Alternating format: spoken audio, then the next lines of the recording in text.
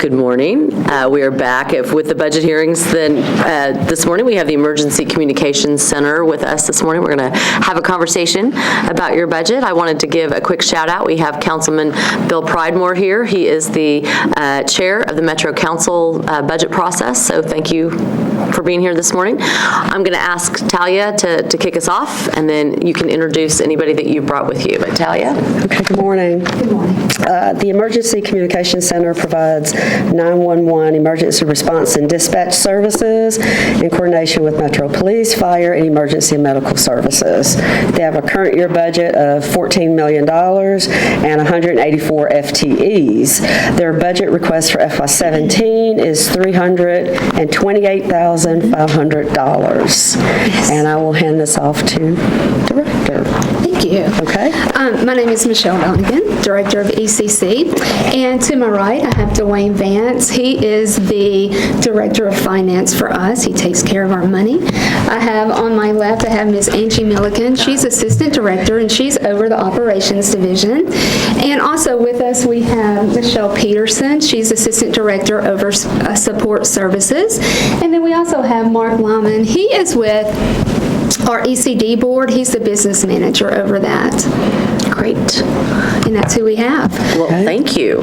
So to jump right into Yes, our budget, please. on line 1 for us, our first request is for an additional 5 FTEs. And what that position is going to be will be call taker / dispatcher. Those are the same people. So we're asking for 5 of those.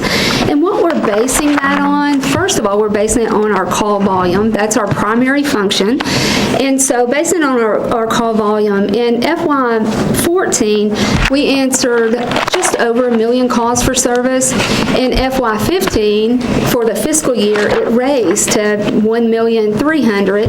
And this year, we're projecting about 1,700,000. So with a call volume, we of course have to have the people there because our call takers, they are that vital link between the citizen who needs assistance and our first responders. And we do answer, of course, for fire, medical, as well as police. So we're basing it on that. The second kind of thing that we're basing it on is going to be the fact that our 911 calls actually take a little longer. And to explain that just a little bit, we have ECD certification and EFD, that's emergency dispatch and emergency fire dispatch. And what it requires is as our 911 operators answer those calls, we have very specific protocols that we have to go by. And that may require them to stay on the phones longer to get additional information, to ask very specific questions, and maybe even give pre-arrival instructions. So it's not helps on the way, thank you. They're giving instructions along the way. So that requires more time for the call takers. So those are the 2 major justifications of why we're requesting 5 FTEs. And how long does it take to get somebody trained up to be in that position? It's quite a process. Upon hiring, they go to a 6 to 7 week call taker class. It's a call taker academy. Then they go to the floor and they rotate answering the phones for 3 solid months on each shift with a trainer. After that, they go back to the classroom where they learn how to dispatch on police. Once they've gone through that short academy, they go back to the floor and they rotate again for a 3-month period with a trainer. So literally, it's a 1-year process before they are up and on their own answering calls. And that sounds like an incredible investment that we're making in employees. So are we pretty good at being able to keep employees? Well, in this industry, there's quite a turnover, and I think part of that is it's an extremely stressful job. Sure. It truly is. So it's our job to be sure we're giving them the tools they need and the assistance that they need to be able to do their job and do their job well and to keep them on board with us. So that's certainly a focus. With all of our population growth and the fact that we've escalated those calls from 1 million to 1.3 and then projected to be 1.7, I would guess that having additional resources would help reduce some of that stress. Absolutely it would. And I think another thing we look at, because we have to project on that growth and we have a 3-year plan, and I think it's important that we have to, when the police, I know the police are talking about a new precinct coming on board, and when it does, we have to grow with that to man that console. And I think what else is important is when we bring that on board, our main center and our backup center, the room just isn't there. And I know we're not talking about capital budget. But let's just talk about that for a second. Yes, because you're here. We might as well talk about it. That's wonderful. So talk about the resource, the facility, and the constraints of that current facility. Our current facility, we are at the maximum. We really are. And when we have to add a new precinct, what it's going to do, could we make it work? Absolutely, we could. But what that could entail are not really the best options for us. It would mean if we don't staff it properly and have the room, we would have to move maybe a call taker station and make that a dispatch console. Well, that's not the best case scenario, mainly because we're taken away from answering the phone, and that's our primary job, is to answer it within that 10 seconds or less to ensure resources are going to the public. In our room now, the layout is just not conducive for what we do. We have call takers on one floor and we have our dispatch. Right. And if we have issues and concerns with our computer, should it go down, and sometimes it has to go down for a short time for maintenance, and when that happens, we are literally running old school our papers from the top, the call, down to the dispatchers, going up and down steps doing that. Absolutely. And if it's a serious call, whether it be fire or police, it would be nice to have the call taker in the same room where there can be direct communication between the dispatcher and the call taker. So just the layout of the building is another reason. Size, we're well beyond, but even just the logistics of how we want it to run, a new facility would certainly benefit us. The other thing is we could use our present center as a backup center, and then the rent that we're paying for our now backup center would be alleviated. Right.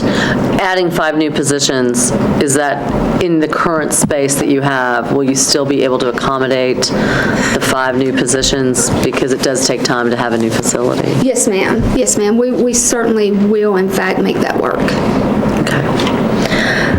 Special events. Special events are second. Our request for that is $25,200, and we kind of have to mirror police and fire when they respond to special events, especially, as we all know, the Music City Marathon and July 4th and New Year's Eve. I couldn't think of our biggest events. When we have those, we have to be there for the communication purposes, and we also do that on an overtime budget because the call takers we have that are on duty for the citizens, we have to keep them in place. So we do that on an overtime basis. Our current budget is $61,500, but when we look at last year's expenses, we were over $89,000, and this year we're projected to once again be over $80,000. We think we may be a little less than we spent last year, even though we're probably going to do more events. And we kind of changed we have a first team and they're specialized in the area of working those events. But for some of the smaller scaled ones, we're using dispatchers who may not be at that level, but are extremely competent to fill in because it saves us a few dollars to be able to do that. Right. Yes, I want to go back to my opening remarks. Yes, ma'am. Which is when I said that Metro provided you a $14.1 million budget.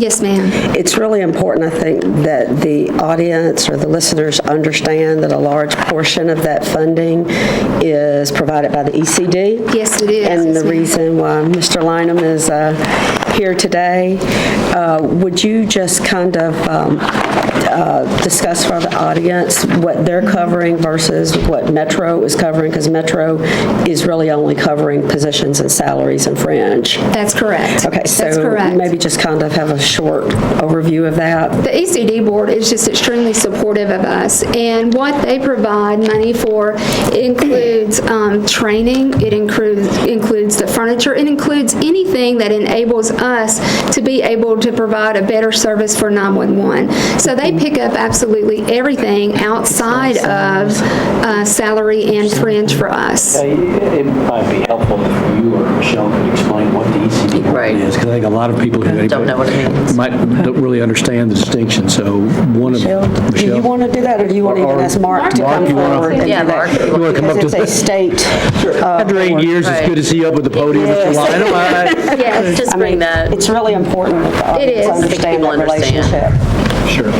Yes, the emergency district is a group of 9 board members that's appointed by the mayor's office, and their job is to oversee the funding that we receive from the 911 surcharge fees that come in with, anybody that gets, has a telephone or any device that, can call 911 is assessed a 911 surcharge fee. That money is now collected by the state, and then it comes back to the various counties across Tennessee based on a formula that they put together with this new 911 Modernization Act of, I think that came into effect January 2015. But the board members, work with the 911 department and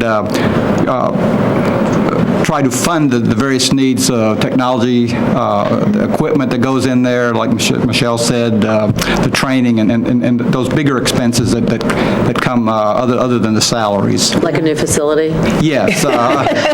We've talked about that before, but I was going to go there. That's why I asked him to come on up. unfortunately, when we saw the numbers a couple years ago, we couldn't, couldn't do it all. For example, but a few million, You did take care of the radios. we do provide, there was, 5 years ago, we entered into agreement with the city where we're covering the cost of the 800 megahertz radio system.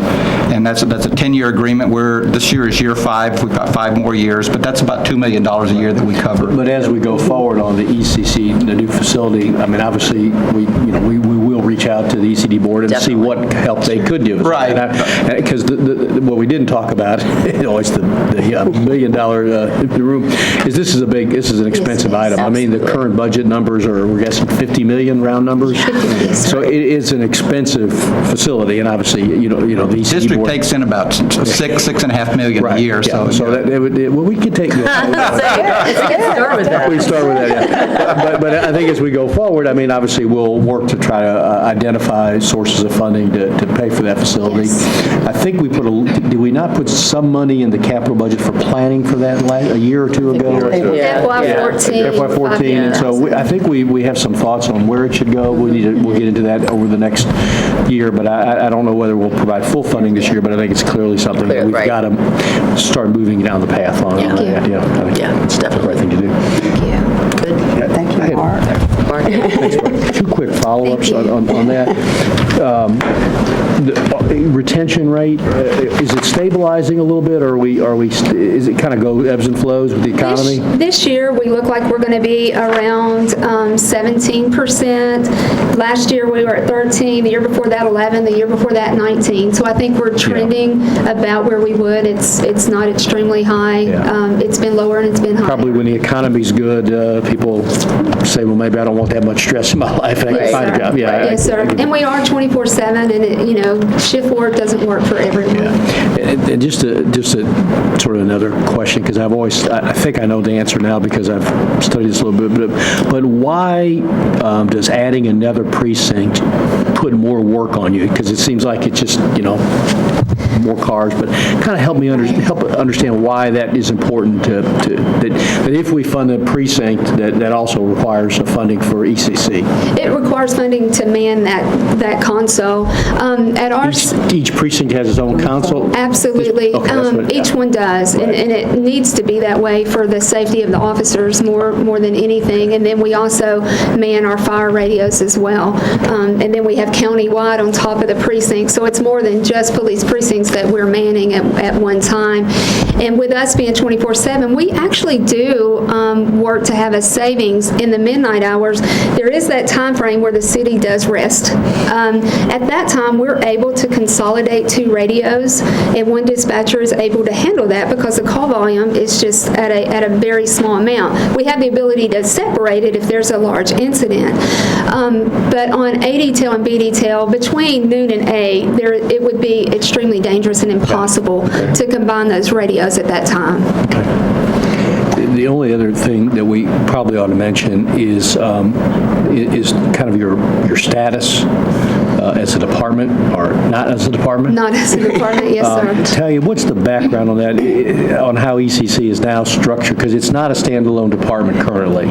It is not. It is, I think, legally attached to General Services. Yes, ma'am. And managed by a board or a commission. What do they call themselves, a board? It's a board, That consists of the fire chief, yes. the OEM director, and the police chief. Yes, ma'am. But for purposes of civil service status and everything else, your employees are considered general services. That's correct. People. That's correct. And that was done through an MOU Yes, back when the ECC was created in 2003. Does that sound Three. right? Three. Yes, ma'am. Oh, You're, I'm impressed. Please go and tell us. And in 2003. Right. And all of those department heads kind of agreed to that document and the kind of working relationship. But we agree that you all function as a absolutely. standalone department, and that's a best way to move forward. Just your comments And on that? that is what we would like to do. I think I wasn't part of that decision back then. However, I think because it was being consolidated and they weren't under the police department, and they were taking on fire and medical, I think that board and bringing those leaders on board helped it to happen, helped it to be a smooth transition, absolutely. And so now, this many years down the road, we truly are a standalone department. We have our own HR, our own training, our own technology. I mean, we truly are a standalone department, and I think the relationship that we have with the fire department as well as the police department, I think we're ready to be that standalone department. And what does that take? Legislation? It Takes does. legislation. Okay. And I think our plan is to file that as part of the It budget? is. Okay. Very good. Thank you very much. Absolutely. Thanks for the great work that you do. You're very welcome. Any final questions, comments? No? Great. We really appreciate y'all being here today. Thank you so much for your time. Yes, ma'am. Thanks. Bye-bye. Thanks for all you do. Thanks. Yeah, I think we'll pull that